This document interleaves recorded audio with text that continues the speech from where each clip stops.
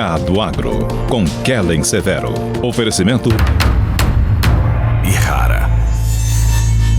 Consórcio Massey Ferguson, a partir de R$ 1.470. Acesse cnmf.com.br. Olá, sejam muito bem-vindos ao Hora H do Agro, um programa onde discutimos e analisamos os temas que mais importam para o agronegócio brasileiro. Frente Parlamentar da Agropecuária afirma que a agro corre risco de pagar mais impostos com mudanças na reforma tributária. Em live, Lula dá sinais de que vai usar o Plano Safra para tentar se aproximar do agro. Na agenda internacional, presidente da Comissão Europeia visita o Brasil em uma passagem estratégica pela América Latina. E na economia, a perspectiva do Brasil melhora. Bancos e agências alteram as projeções para o país. No mercado de câmbio, dólar atinge a menor cotação em um ano. E nós vamos entender o que esperar da moeda norte-americana a partir de agora. Você vai ver também os destaques sobre marco temporal das terras indígenas, disputa por lítio na América Latina, safra recorde no Brasil e muito mais. O Hora H do Agro está no ar. Marco temporal das terras indígenas. O Supremo Tribunal Federal retomou na última semana o julgamento do marco que estabelece que só podem ser demarcadas como terra indígena áreas em que esses povos ocupavam até 5 de outubro de 1988, a data da promulgação da Constituição. Nesse julgamento, o ministro Alexandre de Moraes votou contra o marco temporal, mas sugeriu o pagamento de indenização para agricultores que eventualmente tiverem as áreas demarcadas como indígenas. Vamos conferir. Aquelas terras reconhecidas como das comunidades, originárias das comunidades indígenas, que as comunidades indígenas estavam em 5 de outubro, ou estavam litigando, ou estavam resistindo ao esbulho. Olha, nesse caso, a posse deve ser reconhecida, deve ser demarcada, mesmo reconhecido fora desse marco temporal, quando efetivamente reconhecida que a terra é uma terra tradicional indígena, a indenização deve ser completa. A indenização, aquele que de boa fé na cadeia dominial adquiriu, deve ser completa. Na sequência, o ministro André Mendonça pediu vista do caso e terá até 90 dias para analisar o tema. Com isso, o placar ficou em 2 votos contra o marco temporal e 1 voto a favor. Sem o marco temporal, a demarcação indígena no Brasil pode saltar de 14% para 28% do território, apontam dados da Confederação da Agricultura e Pecuária do Brasil. Enquanto isso, lá no Senado, o projeto que pretende criar a Lei do Marco Temporal para a Demarcação de Terras Indígenas teve o requerimento de urgência apresentado. O senador Jorge Seife e outros representantes de Santa Catarina estiveram reunidos com o presidente da Casa, Rodrigo Pacheco, para tratar do tema. Vamos ouvir. Vamos então conversar com o presidente Rodrigo Pacheco na residência oficial. Conversando com o presidente Pacheco, sensibilizando ele, e ele então colocasse logo em votação essa proposição de urgência. No entanto, o presidente Rodrigo Pacheco nos pediu que fizesse primeiro uma interlocução dentro do Supremo Tribunal Federal para saber, com esse outro poder, se a votação desse PL 490, que já foi aprovado na Câmara, se passar no Senado, se eles parariam a discussão dentro do Supremo Tribunal Federal. Caso contrário, nós votaríamos e seria uma vitória apenas temporária, inclusive causando conflito entre poderes. Então, o presidente Rodrigo Pacheco se comprometeu comigo, com o senador Jorge Mello e com toda a bancada de Santa Catarina, de que conversaria com o Supremo Tribunal Federal para saber se a votação de urgência, a proposição de urgência, se votasse no Senado, satisfaria o Supremo e eles retirariam de pauta, ou se eles têm alguma outra solicitação ou alguma outra construção. Então, essa foi a posição do presidente Rodrigo Pacheco. Nós estamos aguardando, então, o feedback dele na próxima semana. Muito obrigada, senador Jorge Seife, pelas atualizações desse tema no Senado brasileiro. E agora o nosso assunto é a reforma tributária. Nesta semana, o deputado Sérgio Souza afirmou durante reunião da Frente Parlamentar da Agropecuária que tudo leva a crer que o agronegócio pagará mais impostos. A fala do parlamentar aconteceu após o grupo de trabalho da reforma tributária apresentar um relatório que servirá de base para o texto final do tema. Segundo a FPA, que é a Frente Parlamentar da Agropecuária, as diretrizes apresentadas pelo grupo trazem ganhos, especialmente pela aprovação de uma alíquota diferenciada para a produção rural. Mas, em documento, a frente afirma que das 9 solicitações realizadas, apenas 3 foram atendidas. Preocupa o fato de que, sem alíquota diferenciada para todo o setor agro, haverá a tributação dos insumos agropecuários. Além disso, a abrangência do conceito de contribuinte, fazendo com que o pequeno produtor possa ser incluído no pagamento de tributo. E o tratamento único para os combustíveis, trazendo impactos, nas palavras da FPA, perversos para o setor de biocombustíveis. A gente vai dar sequência nesta análise recebendo o deputado federal do PMPDB do Paraná, deputado Sérgio Souza. Deputado, seja muito bem-vindo à Jovem Pan News, a Hora H do Agro. Olá, Kellen, que prazer estar aqui com você novamente. E é um bom assunto a gente discutir aqui num canal que leva a informação a todo esse nosso gigante Brasil produtor de alimentos. Muito obrigada, deputado. Começando então pela pergunta que mais importa. Eu ouvi a sua declaração nessa semana. Na sua visão, do jeito que está o texto da reforma tributária, o agro vai acabar pagando mais impostos? O Kellen, muitos assuntos que você tocou aqui agora há pouco, marco temporal, a questão de plano safra, do presidente da República que pretende se aproximar do setor através do plano safra, eu concordo, acho que é uma boa oportunidade aí, né, para nós termos juros reduzidos para o produtor rural e termos um volume de crédito aí que o produtor precisa. Depois da nossa reunião da última terça-feira que nós tratamos do plano safra, o relator, o Aguinaldo Ribeiro, nos procurou e nós acabamos conversando com ele na última quarta-feira e também durante o dia, a noite, várias conversas nesse sentido. Montamos, inclusive, um grupo de trabalho com a assessoria dele e a nossa assessoria da Frente Parlamentar Agropecuária para tratar desse setor. O que eu disse na reunião e disse também ao relator na última quarta-feira? Vamos fazer uma conta bem simples. Olha aqui, eu estou na cidade de Lindoeste, Paraná. Aqui atrás de mim tem uma imagem da cidade, estou aqui no gabinete do prefeito Silvio, e dá para ver que são pequenas propriedades. Essas propriedades todas, elas são necessariamente o maior insumo do produtor rural, que é a terra, é o solo que ele tem. O segundo maior insumo que ele tem é o trabalho dele próprio.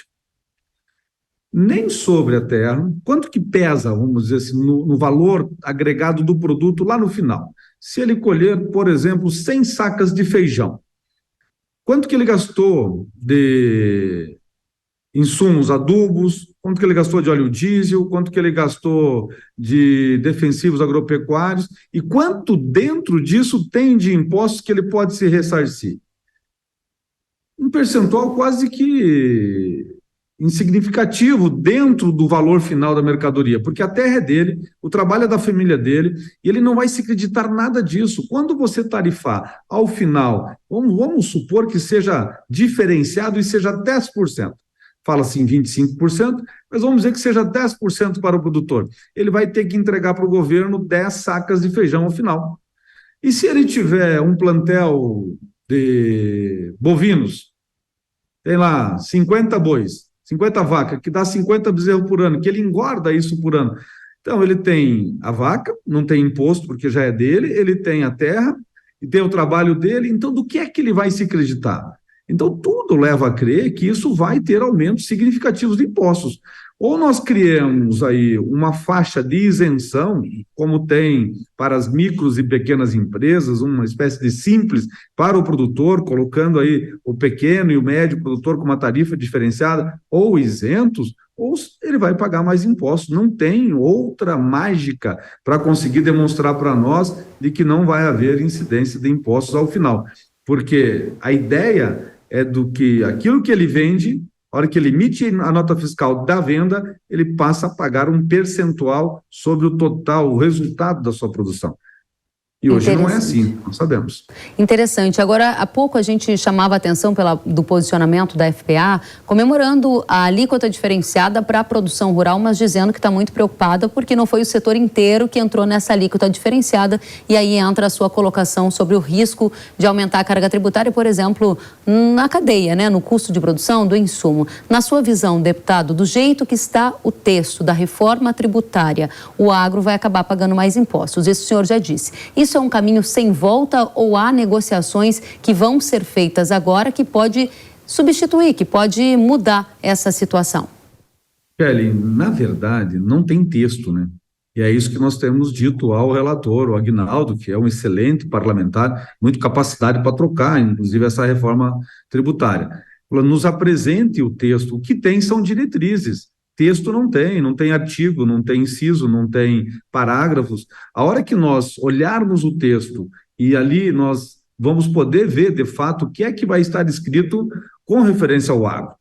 Nós estamos construindo com eles esse texto e ele ficou de nos apresentar no início da próxima semana o que interessa ao agro brasileiro, e não só o agro, né, toda a cadeia, porque o que está antes da porteira também é uma cadeia de indústria, de insumos, de máquinas, e que impacta no custo de produção do produtor. Dependendo da carga tributária que tem ali, vai aumentar o custo de produção. E depois da porteira também. Pega a agroindústria, por exemplo, a transformação da proteína vegetal em animal. Se tiver uma cadeia de uma alíquota muito alta ali nessa cadeia de indústria, com certeza o produtor vai receber menos pelo seu produto para compensar isso lá na frente. Então, na próxima semana, nós estamos esperando que o Aguinaldo, nosso relator, nos apresente o texto no que diz respeito ao agro brasileiro, para que a gente possa fazer ali a análise devida e dizer o que é que realmente é bom para nós e o que não é, porque já pagamos muito impostos. E a nossa bancada hoje é uma bancada muito coesa dentro do Congresso Nacional, tem um número de votos significativo e sem a nossa ajuda não passa a reforma tributária no Congresso. No entanto, depois que aprovarmos a reforma tributária, nós sozinhos não conseguiremos voltar naquilo que não deu certo, né? Então é agora a hora de você olhar todas as vírgulas desse texto e que ele seja bom para o nosso setor. Se eu entendi bem, o senhor está dando um recado muito claro aqui. A gente sabe da força da bancada do agro e o recado que o senhor deu é: se o texto não ficar do nosso acordo, nós não votaremos esse texto da reforma tributária. E do jeito que ele está onerando o setor que é o mais dinâmico da economia brasileira, e isso os senhores deputados não vão aceitar. O Kelly, o relator Aguinaldo e outros membros desse grupo de trabalho têm dito que não vai ter aumento de impostos. Mas nas contas que nós fazemos, da forma como está posto no texto original da PEC 45, tem sim, e muito aumento. Ele está dizendo, mas nós vamos mexer.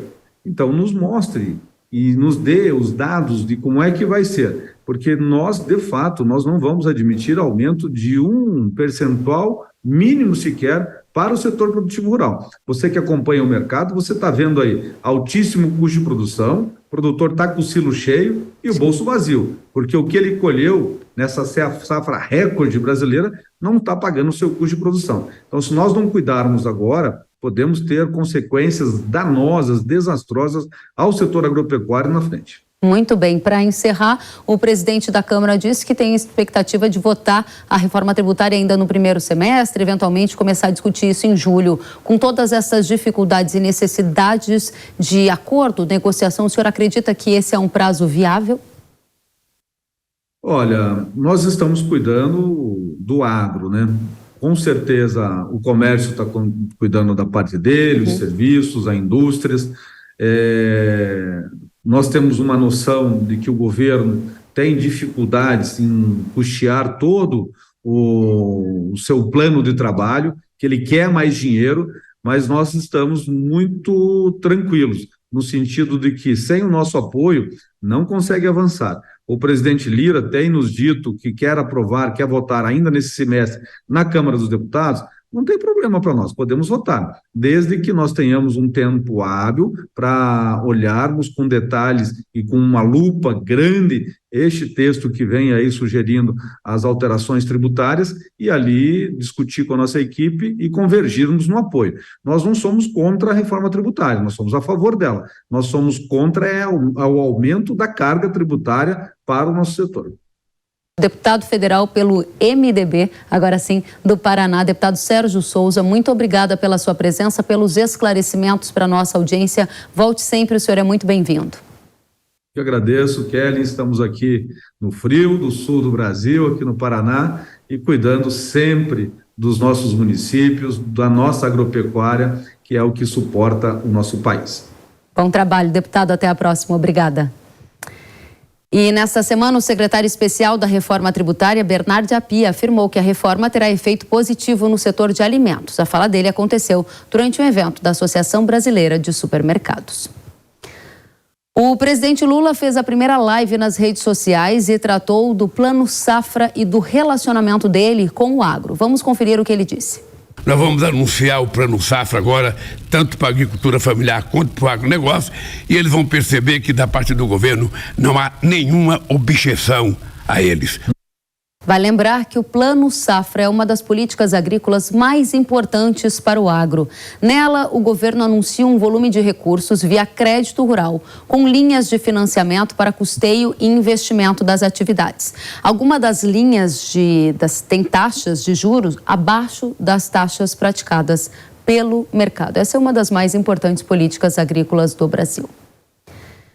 A questão é, será que o Lula vai conseguir se aproximar do agro? Vamos saber o que esperar das ações do governo para o setor com o Wagner Parente. Ele é CEO da BMJ Consultoria e está aqui conosco.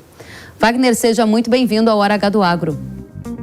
Oi, Kelly. Prazer estar aqui com você de novo. Para a gente também é uma grande satisfação recebê-lo. Primeira pergunta é, o Lula vai conseguir se aproximar do agro? A gente acabou de ouvir uma fala dele ali sobre o Plano Safra, dizendo que não há objeção por parte do governo ao setor. A minha pergunta, ele vai conseguir e por que é vital essa aproximação entre o governo do PT e o agro, na sua opinião?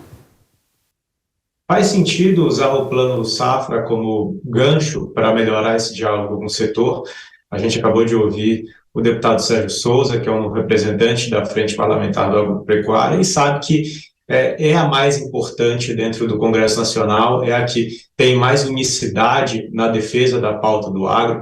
Então, usar o Plano Safra, que vem com algumas novidades esse ano, como gancho para tentar aumentar a sua base ali de 130 para 190 deputados, de 200, faz bastante sentido.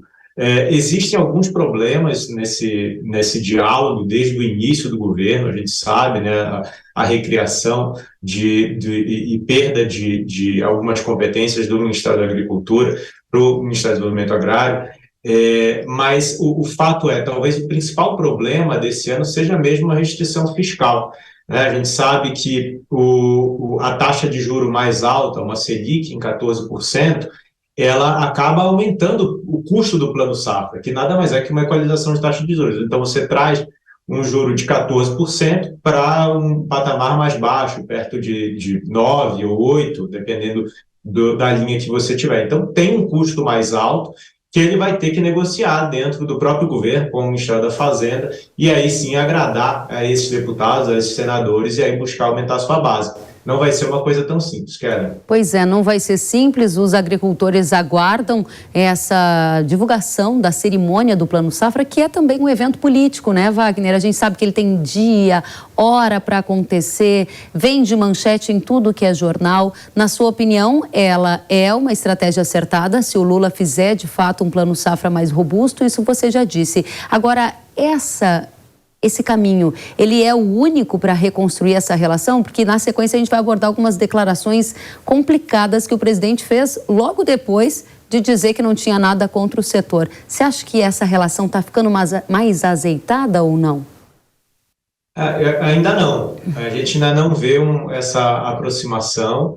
E evidentemente que o governo Lula ele traz, né, na sua essência, no seu início, em uma tese de frente ampla, que a gente ainda não viu chegar muito concretamente dentro do governo. Então, é muito normal que, usando, por exemplo, o Plano Safra, que dentro desse Plano Safra, que, como você bem disse, é a principal política para o agronegócio, tenha também um viés ambiental, tenha também um viés de conservação. Então, a gente já vê o governo tratando do que eles chamaram de Plano Safra Verde, né, que seria alguns requisitos ambientais, e não só ambientais, trabalhistas também, para que essa taxa de juros seja reduzida. As informações que a gente tem é que seriam 6 ou 7 requisitos ali, que vai desde da regularização do cadastro ambiental rural até reflorestamento, que seria ali uma forma de reduzir ainda mais a taxa de juros. Então, sempre dentro das políticas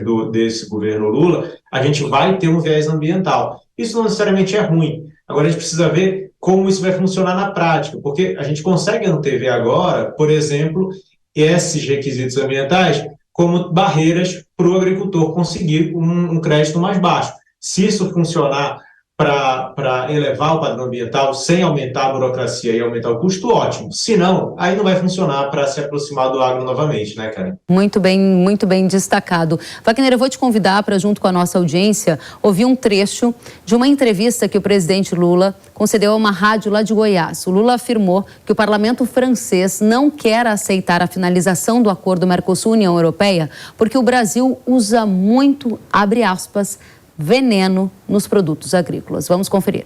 O Senado francês, o parlamento francês, disse que não vai votar o acordo Mercosul-União Europeia por causa da quantidade de veneno utilizado nos produtos agrícolas brasileiros. Wagner, Lula falou em diferença ideológica entre ele e o agro. É isso que se percebe nessa fala dele, dizendo que o agro usa muito veneno? Essa é a narrativa criada por boa parte do produtor europeu que teme a concorrência dos nossos produtos, que são mais baratos, que têm qualidade. E aí, essa questão do defensivo, né, do agroquímico, é alguma coisa que a gente sempre tem que enfrentar e tentar esclarecer, mesmo no meio político, para provar que, primeiro, isso não é verdade, né? A gente tem características climáticas que remetem a uma utilização diferente do que é utilizado na União Europeia, e, ao mesmo tempo, a gente não precisa entrar nessa narrativa dos europeus de que é esse o motivo que leva à não finalização do acordo. A gente sabe que existe, sim, interesses privados lá dentro, que também estão defendendo o seu mercado, que acabam colocando esse tipo de argumento na boca dos políticos. Isso não pode ser repetido pelo presidente, que, em tese, está para defender os interesses da produção nacional. Eu acho que nem o Lula acredita nisso totalmente, Kellen, mas funciona ali, talvez, para colocar algum argumento a mais nas negociações. No fato agora que ele busca essa reaproximação, não ajuda em nada ele trazer esse argumento, que é falacioso, além de tudo, né? Muito bem, que é um argumento falacioso, é de verdade o que você está trazendo aqui para a nossa audiência, ou seja, é falsa essa afirmação. Para fechar, você ouviu a entrevista com o presidente da Frente Parlamentar da Agropecuária e eu percebi ali alguns sinais de que a bancada do agro pode dificultar o avanço da reforma tributária se as condições continuarem a apontar para aumento da carga tributária ao setor. A minha pergunta objetiva é: Lula goste ou não goste do agro, ele precisa da bancada do agro nesse momento, Wagner? Sem dúvida. O deputado Sérgio Souza trouxe o fato de que, por exemplo, é impossível aprovar uma reforma tributária sem que haja o apoio da bancada do agronegócio.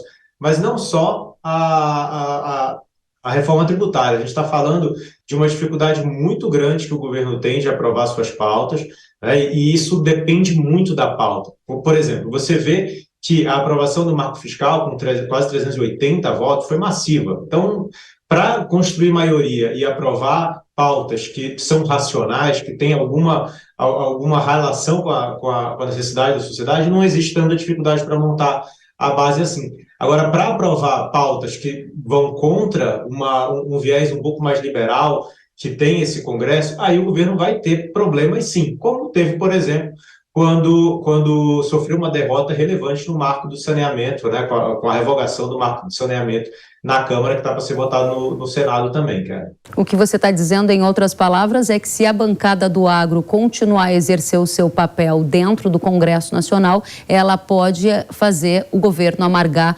sucessivas derrotas a partir de agora, sendo contrariada em algumas pautas que são estratégicas também para o setor agro?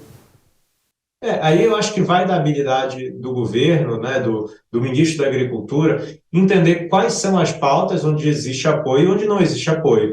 A gente entende que, do ponto de vista político, esse é um governo de centro-direita, né, de centro-esquerda, mas na hora de levar temas para o parlamento, tem que se considerar que a maioria dos parlamentares eleitos, que foram eleitos legitimamente como o presidente foi, tem um viés de centro-direita. Então, a escolha dessa pauta vai dizer muito sobre o sucesso ou o fracasso do governo na relação com o Congresso. Kelly.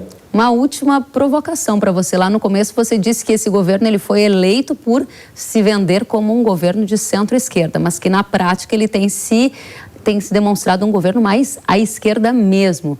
Você acha que esse governo é de centro-esquerda ou ele está atuando como um governo bem à esquerda até o presente momento, Wagner? Vamos ver como é que vem as pautas mais concretas. A gente vê e a gente conhece o presidente Lula de outros carnavais. A gente vê que nem sempre o que ele fala é o que ele faz.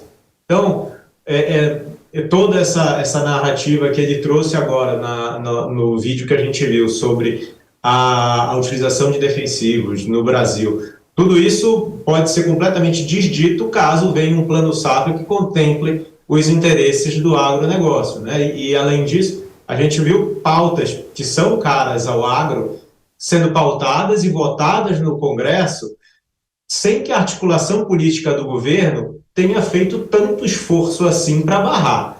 Então, existe o jogo político, que ele precisa falar para suas bases, mas também tem a prática na política, no dia a dia do Congresso Nacional, que é outra coisa completamente diferente, cara. Muito obrigada, Wagner Parente, CEO da BMJ, pela sua presença aqui conosco no Hora H do Agro. Sabe que é bem-vindo, volte mais vezes. É um prazer. Até a próxima.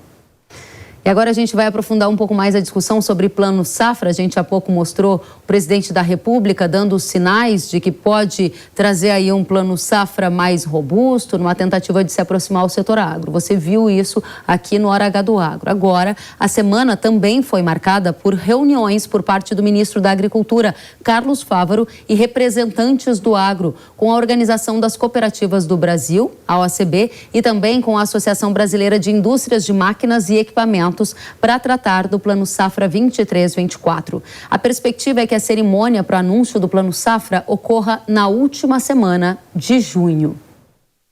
O presidente da ABMAC, que esteve em uma das reuniões sobre o Plano Safra, disse que Fávaro sinalizou que o Plano Safra desta temporada será robusto. Vamos conferir.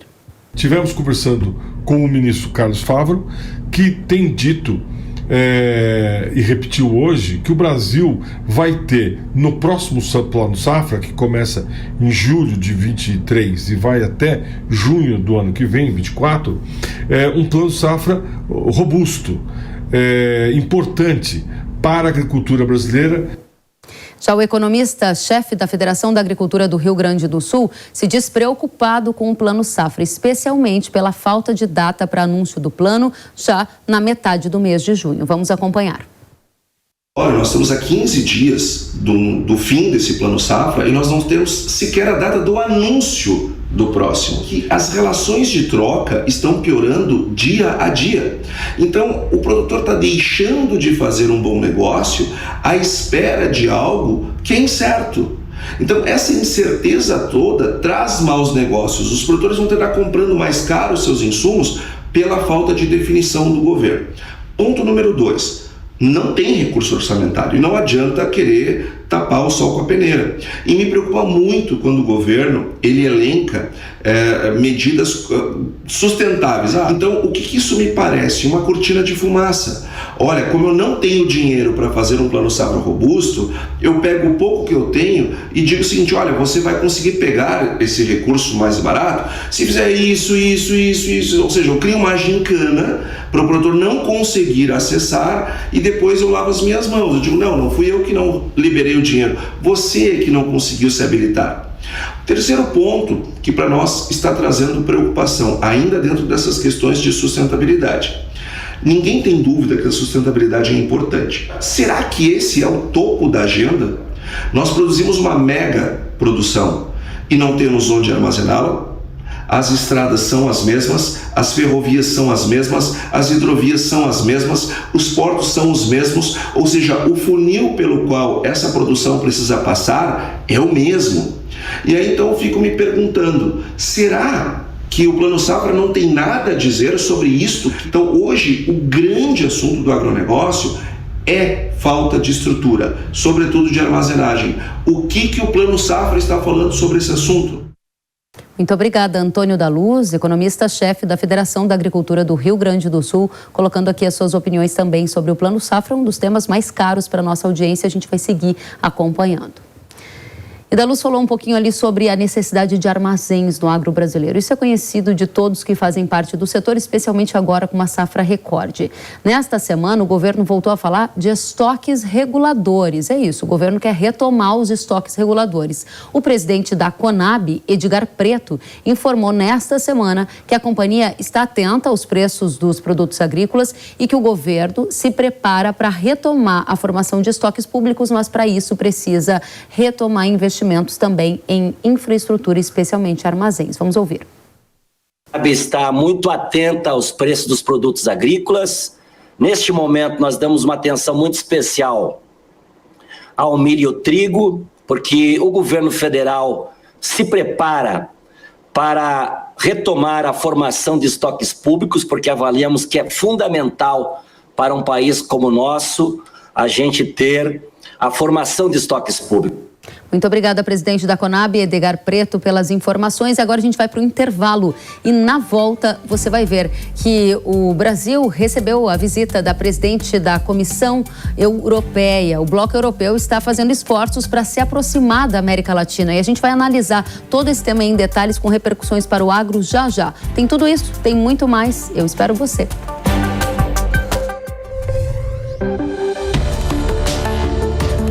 O agro, setor que movimenta a economia brasileira, gerando renda, emprego e oportunidades para toda a população. Hora H do Agro, com Kellen Severo.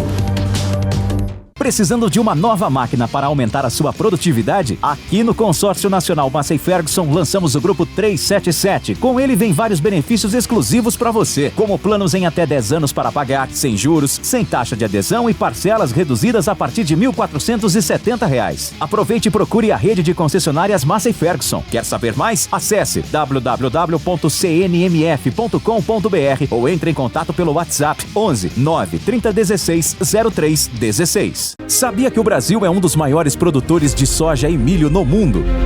Esse mercado movimenta mais de 70 bilhões de dólares anualmente e tem muitas oportunidades. Com o curso de comercialização de soja e milho da NIL, você aprende a negociar preços em bolsas internacionais e proteger seu capital. O professor João Birkan tem mais de 60 anos de experiência e vai te ensinar como ganhar dinheiro no agronegócio.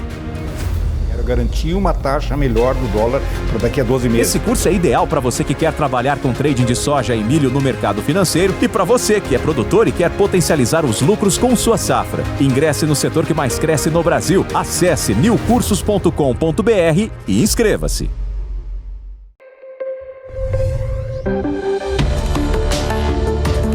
O agro, setor que movimenta a economia brasileira, gerando renda, emprego e oportunidades para toda a população. Hora H do Agro, com Kellen Severo.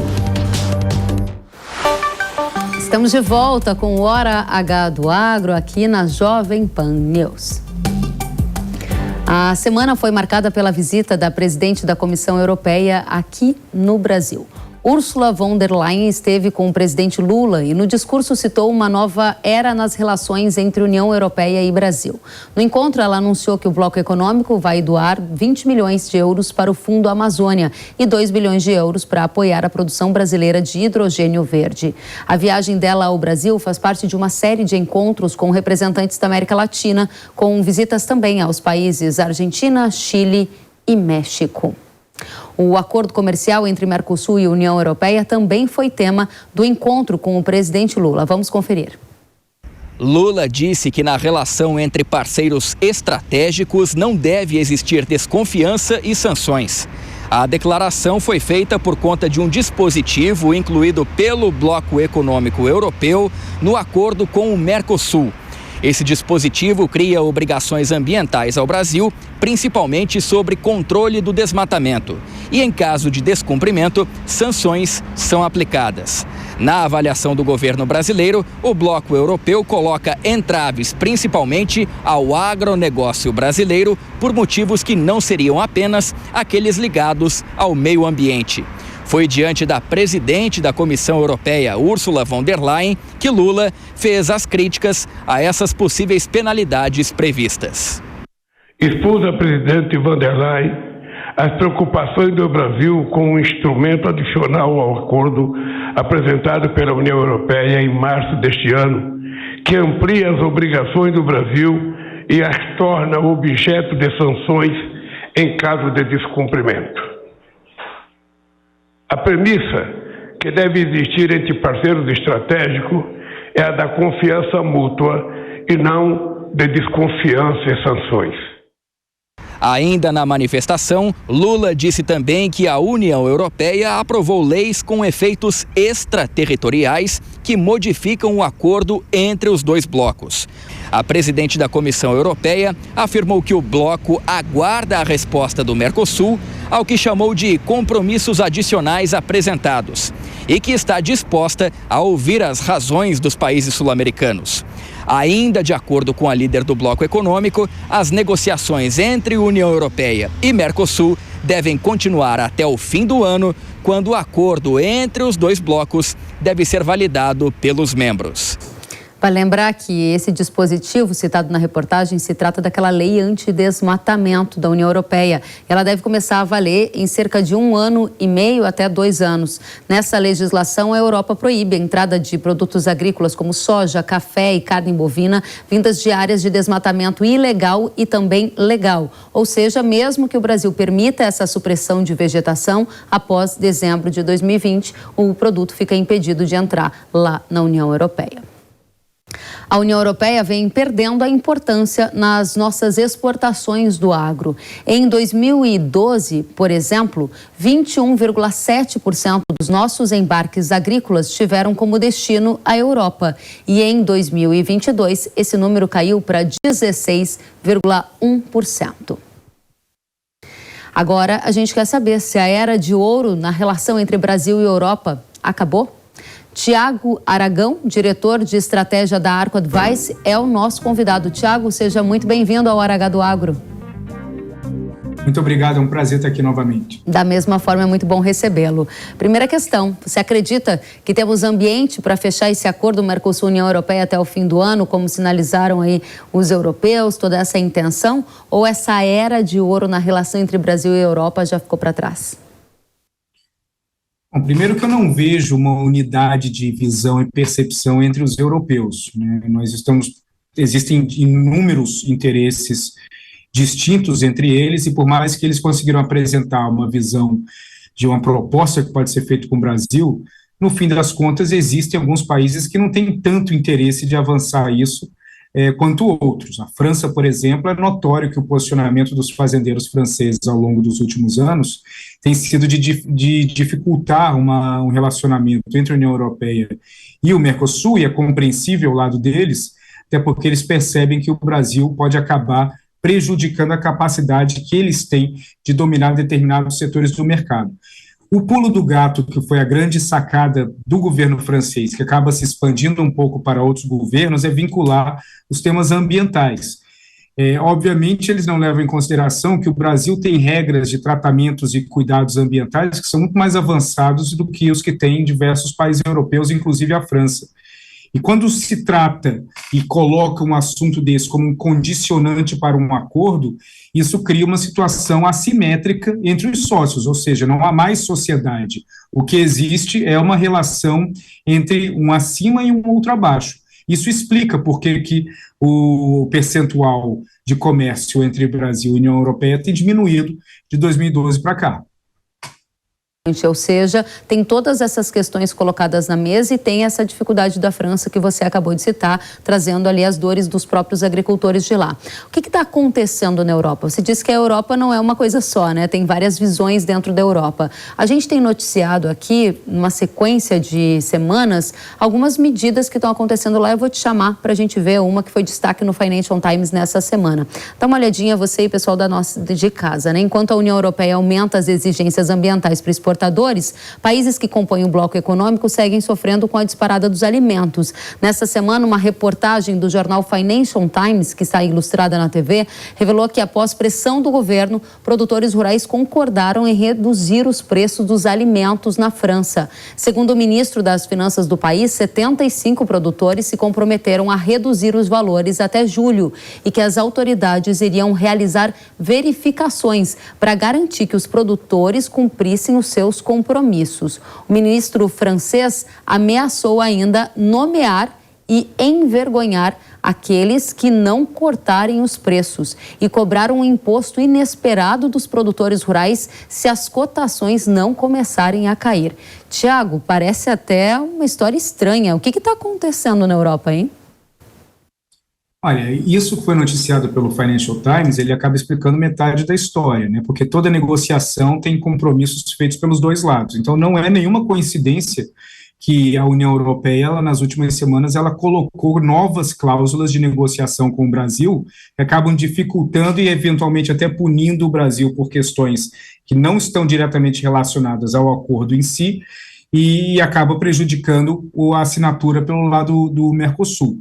É natural. Então, se os fazendeiros franceses eles estão abrindo mão de reajustar seus preços por conta da inflação no país e a tentativa do governo de conter a inflação, o lado do governo aceitou a narrativa dos franceses de colocar um pé no freio na formalização de um acordo com o Mercosul. Então, o que a gente vai ver é que enquanto essa situação não se normalizar na Europa, e está tudo conectado, a questão da inflação está alta porque quando a gente teve o início da guerra na Ucrânia, a gente tem um volume de trigo que passou a ser isolado do mercado, que era exportado a partir da Ucrânia, criando uma inflação em cima desse grão especificamente. Isso acaba se estendendo para outros produtos, outras commodities, que acaba afetando e gerando inflação e afeta os fazendeiros franceses. Então, é natural que eu não vejo, até o final do ano, uma solução clara num acordo entre Mercosul e União Europeia,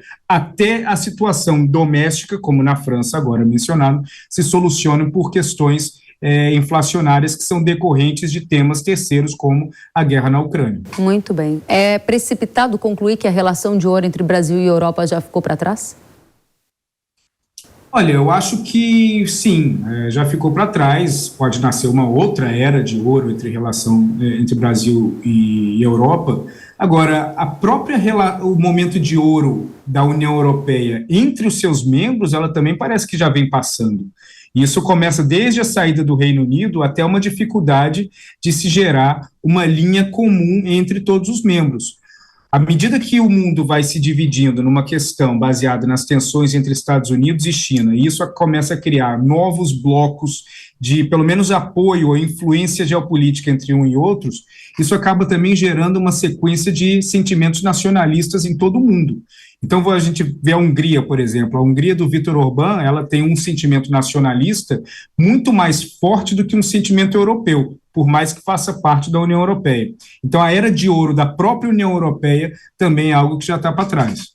Interessante, isso conecta muito com a minha próxima pergunta a você, né? Essa visita da Europa aqui na América. Vamos chamar a atenção do Tiago e de todos que nos assistem para uma notícia que marcou essa semana também. A União Europeia e o Chile concordaram em fechar uma parceria em relação ao lítio, elemento fundamental para a fabricação de baterias para veículos elétricos. Segundo a agência de notícias AFP, o Chile é responsável por 34% da produção mundial de lítio e possui cerca de 36% das reservas do planeta. O que a Europa está buscando por aqui, hein, Tiago?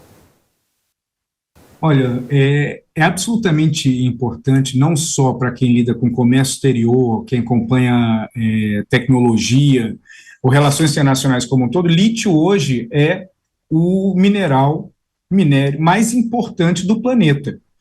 E isso coloca o Chile, a Argentina e outros países numa condição de importância estratégica como esses países nunca tiveram.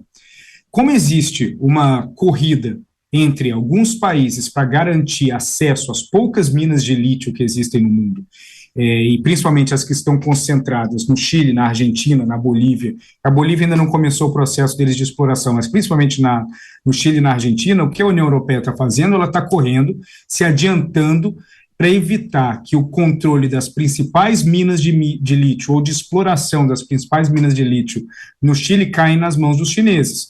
Porque hoje, como a concentração do processo de fabricação de baterias, seja para painéis solares, seja para turbinas eólicas, seja para baterias de veículos elétricos, para 1000 outras utilidades, a China hoje ela tem um controle quase que absoluto da cadeia. Então, a partir do momento que ela tem um controle da cadeia, ela tem uma capacidade de influenciar diretamente a capacidade industrial e economia de inúmeros países no mundo que são e serão cada vez mais dependentes nos produtos que são derivados do lítio. Então, a partir do momento que a União Europeia se faz um acordo desse com o Chile, eles estão garantindo um fluxo próprio de lítio para dissociar e diluir um pouco da dependência que eles têm da China hoje.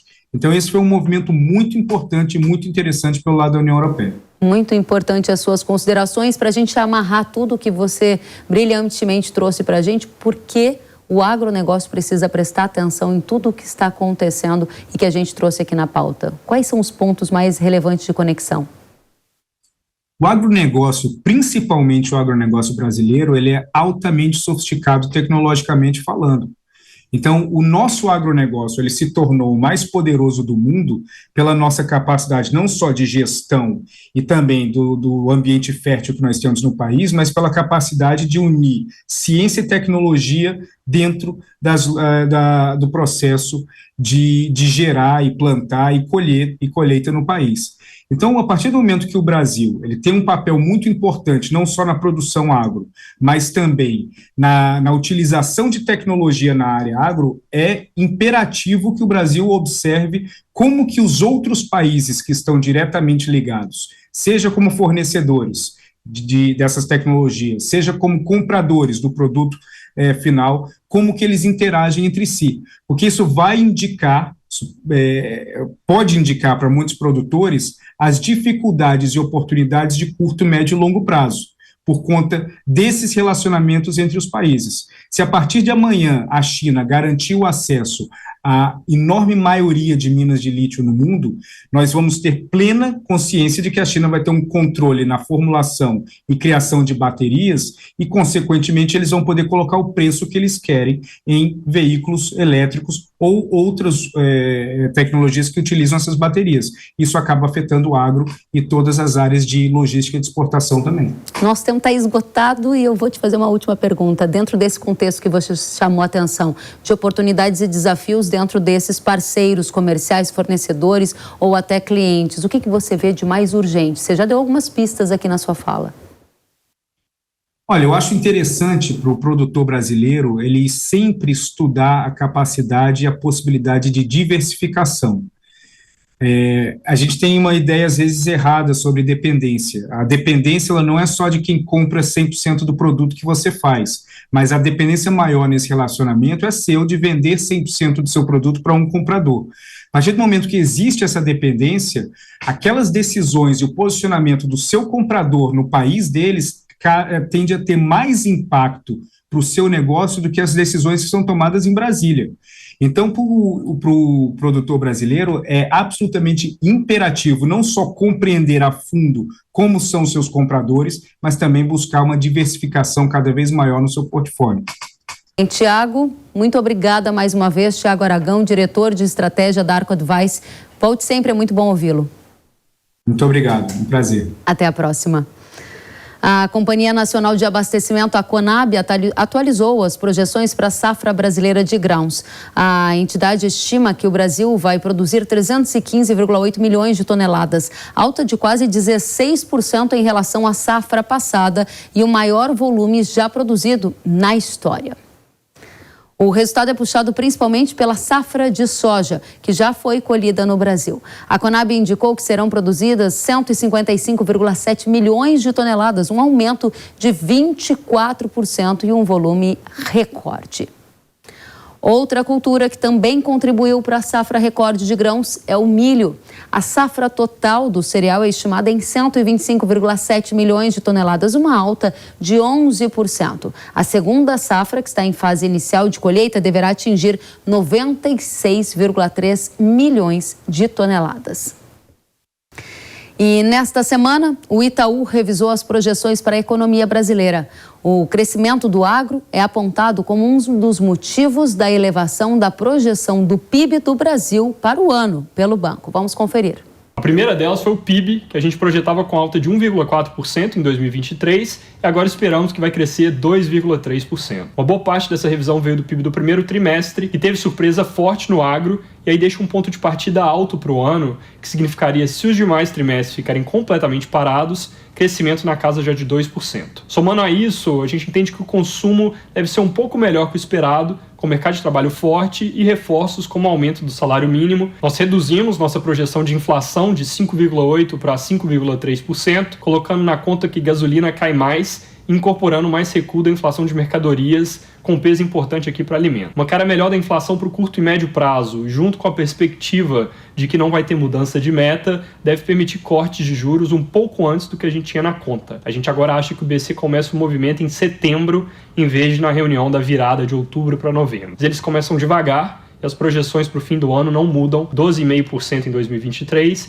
e 10% de Selic em 2024. Para fechar, o ambiente externo vem favorecendo muito as moedas de países que pagam mais juros e a percepção de riscos domésticos melhorou um pouco, então nós revisamos de 5,15 para R$ 5,00 por dólar a nossa projeção para a taxa de câmbio ao final do ano. Muito obrigada, economista Pedro Renault, por trazer as atualizações de cenário na visão do Itaú BBA. A agência de classificação de risco S&P Global elevou nesta semana a perspectiva da nota de crédito do Brasil, de estável para positiva, algo que não acontecia desde 2019. A nota de crédito é uma espécie de selo que atesta se um país é um bom pagador ou não.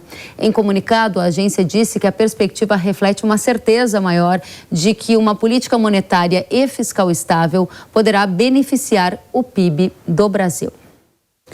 E na pauta econômica, outro destaque desta semana foi a queda do dólar. Na quarta-feira, a moeda chegou a fechar com queda de mais de 1% e tocar ali em 4,80, o menor patamar em cerca de um ano. E na quinta-feira, aí rompeu os 4,80 e a mínima ficou em 4,79. A gente vai saber qual é a tendência do dólar a partir de agora na visão do analista de inteligência de mercado da StoneX, Leonel Matos, que faz companhia para a gente nessa edição. Leonel, seja muito bem-vindo à Jovem Pan News. Obrigado pelo convite. Uma satisfação tê-lo conosco, Leonel. Primeira pergunta, o dólar já caiu tanto em 2023. A tendência a partir de agora é parar esse movimento de queda e voltar a subir ou vai ladeira abaixo para patamares mais próximos dos 4, hein? Bom, o câmbio é uma variável particularmente difícil de se prever. Porém, a gente imagina que para os primeiros meses agora a tendência ainda é baixista, por conta principalmente desse saldo comercial muito positivo que a gente está tendo, impulsionado pelas exportações de commodities agrícolas e desse otimismo que a gente vê no cenário macroeconômico brasileiro, mencionado agora, né? Com o crescimento do PIB superando as estimativas iniciais, a trajetória da inflação também caindo mais rápido do que era esperado, gente imagina que isso vai ajudar a taxa de câmbio a manter essa trajetória de queda. Porém, o segundo semestre, tradicionalmente, costuma ser um período em que a taxa de câmbio sobe mais, principalmente nos meses finais, novembro e dezembro, que é uma época em que tem mais saídas de lucros e dividendos, os bancos também fazem mais operações de hedge, então fica um pouco difícil imaginar que esse movimento de queda vai se perpetuar ao longo do segundo semestre, é mais provável que ele tenha alguma correção ali no final do ano. A StoneX faz projeção de câmbio? Vocês estão mais próximos de 5 ou 4,50 no final do ano? A gente não tem uma projeção própria divulgada publicamente, a gente trabalha mais com os números divulgados pelo BC, com a projeção Focus, que agora termina o ano em 5,10. E isso significa, então, que a gente tem uma queda no curto prazo e no segundo semestre o dólar deve se acomodar em patamares um pouco mais altos do que a gente está vendo até agora. Essa é a sua conclusão no momento? Isso. É um pouco difícil tentar cravar um valor para o final do ano, mas a curva deve ter esse formato. Ela deve continuar a ter uma queda, uma estabilidade, pelo menos aí no começo do segundo semestre, e depois ter uma elevação no final do segundo semestre, que é o padrão histórico. É lógico que alguma coisa pode acontecer, que a gente não está visualizando nesse momento, está fora do nosso radar e que possa levar a uma queda mais forte no final do ano, mas o movimento normal a ser esperado é esse. E a sua visão é que a melhora da economia brasileira ela é sustentável? O ano de 2023 vai engatar uma recuperação econômica? Os juros vão voltar a cair no Brasil? O que você está enxergando, Leonel? A gente tem visto dados melhores que o estimado, mas se a gente comparar com 2021 e 2022, a tendência ela é um pouco de desaceleração. O que a gente tem observado e tem animado os analistas é que no comecinho do ano, lá em janeiro, a gente achava que isso ia ser um ano muito ruim, né, um ano talvez até de recessão econômica, crescimento próximo do zero, e agora, com os dados mais recentes, o PIB do primeiro trimestre, o IBCBR que saiu essa semana, a gente observa que esse ano não vai ser tão ruim quanto se esperava, mas digamos que a maior parte das análises falam de um crescimento entre 1%, 2%, que é um crescimento moderado, o que já é muito bom em função daquilo que era estimado. Outro dado que tem surpreendido bastante é o dado da inflação. A gente também imaginava que 2023 podia ter um ano de inflação mais alta, 6%, 7% ao ano, e a inflação tem ido melhor do que era projetado no começo do ano. E ainda tem o fator do novo arcabouço fiscal, que é esperado que seja aprovado agora no mês de junho pelo Senado, que ajuda a estabilizar as contas fiscais do governo e melhoram também as expectativas inflacionárias. Então a gente está num momento realmente muito positivo, em que várias variáveis estão tendo uma percepção benéfica, favorável, e tudo isso está ajudando o câmbio a cair. Muito bem, Leonel Matos, analista de inteligência de mercado da StoneX, obrigada pela sua companhia no Hora H do Agro. Volte sempre. Eu agradeço o convite. Até a próxima, Leonel. O Tribunal de Justiça de São Paulo concedeu liminar revogando a prisão preventiva de José Rainha, um dos principais líderes da Frente Nacional de Lutas. O movimento realizou uma série de invasões em propriedades rurais no Pontal do Paranapanema, extremo oeste de São Paulo, em fevereiro deste ano, no chamado Carnaval Vermelho. E durante a CPI do MST nesta semana, o deputado federal Evair de Mello criticou a soltura de José Rainha. Vamos conferir. Observa-se que o paciente é réu primário, possui bons antecedentes, prova de atividade ilícita e endereço fixo, de modo que a prisão cautelar por ordem não se mostra necessária. Pô, o senhor Zé Rainha, se o senhor tem tudo isso, por que o senhor continua invadindo terras? O senhor vai falar que o senhor é primário, o senhor tem bons antecedentes?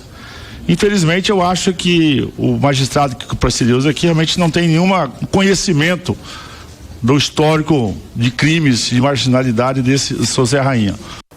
E o Supremo Tribunal Federal reagendou o julgamento da ação direta de inconstitucionalidade que questiona a Lei de Biossegurança e a composição da Comissão Técnica de Biossegurança, a CTN-Bio. A análise do tema está prevista para iniciar em plenário virtual no dia 23 de junho e se estende até o dia 30 do mesmo mês.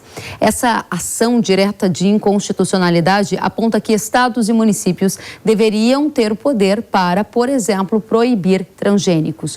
Hoje, quem tem esse dever é o órgão federal CTN-Bio. Especialistas indicam que caso o STF considere a lei de biossegurança inconstitucional, isso pode significar a invalidação de biotecnologias já aprovadas desde a criação do CTN-Bio.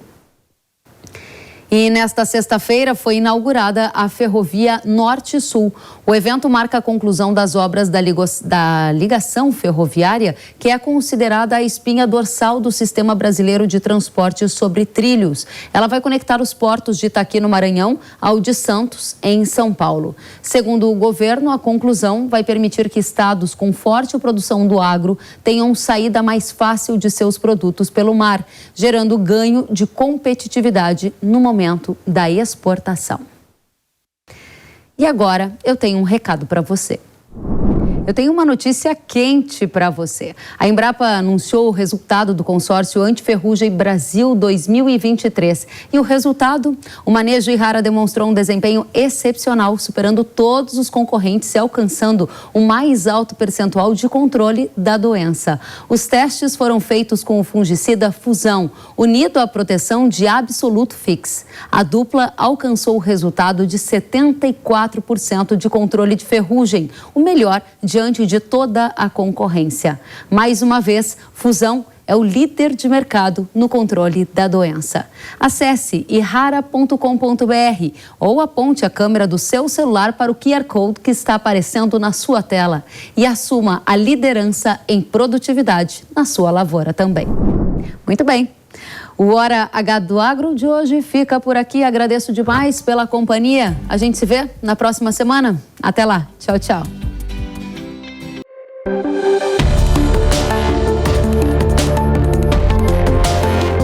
Hora H do Agro, com Kellen Severo. Oferecimento Yara. Consórcio Massey Ferguson, a partir de R$ 1.470. Acesse cnmf.com.br. Realização Jovem Pan News.